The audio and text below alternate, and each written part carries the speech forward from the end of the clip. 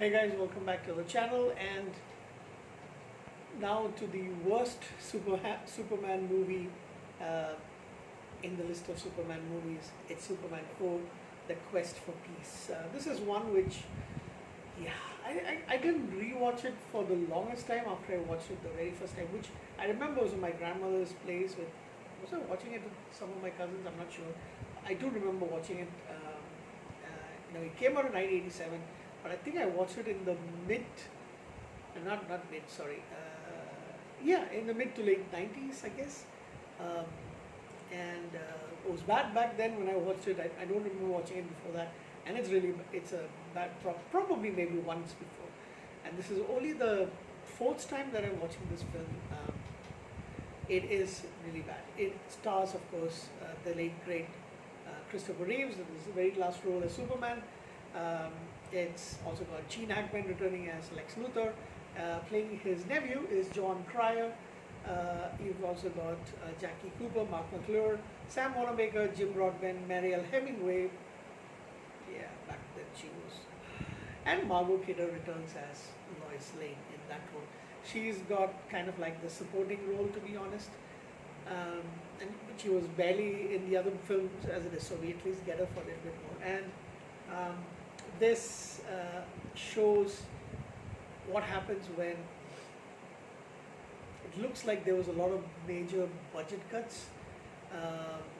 They also deleted, apparently, I'm just reading it off over here, 45 minutes of footage was deleted after negative test screens. It is really bad. The villain is, I know it's based on comic book. The villain is really, really comical, to be honest, and it's not in a good way. It's not. They didn't mean it, but yeah, he's pretty terrible. So, Superman against all the nuclear weapons, because a young kid reaches out, and there's a lot of hoopla where there's people worried about nuclear fallout, nuclear war between the nations, and in the midst you've got Lex, who is joining up with black market arms dealers, trying to get more money out of nuclear stuff, trying to hide it from Superman and the rest.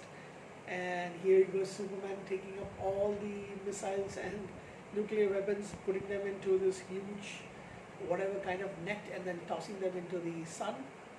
However, because Lex Luthor had come out and he steals a strand of Superman's hair from a museum, and to create a generic matrix, and it is in one of the nuclear devices, and it goes into the sun, and out comes someone who's as powerful as him, Nuclear Man.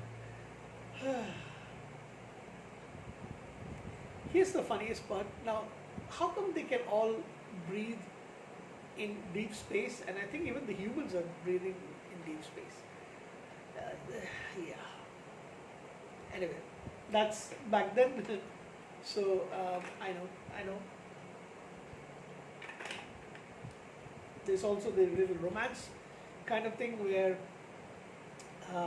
Marielle Hemingway's character, Lacey Warfield, who is the daughter of the new owner of the newspaper, which is the Daily Planet. David Warfield's daughter, she kind of like has a thing for Clark, and of course you've got Lois Lane, who is having a thing for Superman. So really, really odd. He's like double teaming on them. There's a lot of posturing, a lot of things. It's like it really isn't. I mean, if your idea of superhero films is more of what we have nowadays, this will definitely not be something that you like at all. And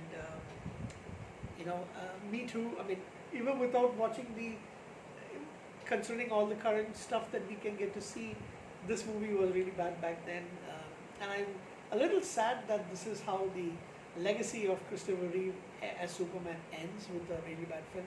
I think he didn't even want to do this movie, but or something like that.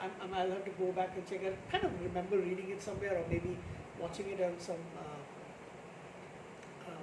some documentary. But yeah, he was convinced because there was a really good payday for them, and you know, the movie was really bad. $17 million to make the movie, and it made 36.7 million at the box office. I mean, I don't really have the DVD with me, but I can watch it on streaming. Excuse me. Uh, yeah, and I kind of only watched it this time because of the purpose of for doing the review. I think next time I might only watch the first two Superman films with Christopher Reeve. The third one is okay, but sometimes I don't really, not the biggest fan of it. Yeah, what can I say about this film? Yeah, I am surprised though of seeing John Cryer as, I think he's 60 something right now, so he was kind of young at the time. Yeah, he's just turning 60 next year, so he's 59. So yeah, he was pretty young back then. Yeah, of course, but you can recognize him, of course. Mariel Hemingway, amazing beauty from back then. She was like one of those beauties who didn't wear a lot of makeup. I mean, she looked best without that. She's around 62 now.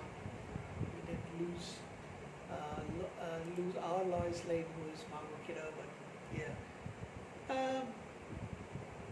It's worth watching it for just seeing Christopher. Like any fan of Superman, any fan of Christopher Reeve, you can watch it for his legacy, and you can watch it for Miss Mariel Hemingway, to be honest. But that's about it. I don't really have much else to talk about this film. It is really bad.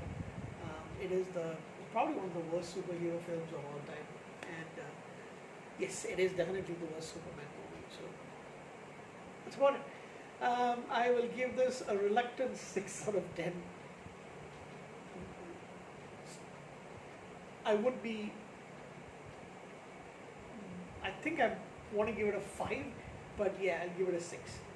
Good night.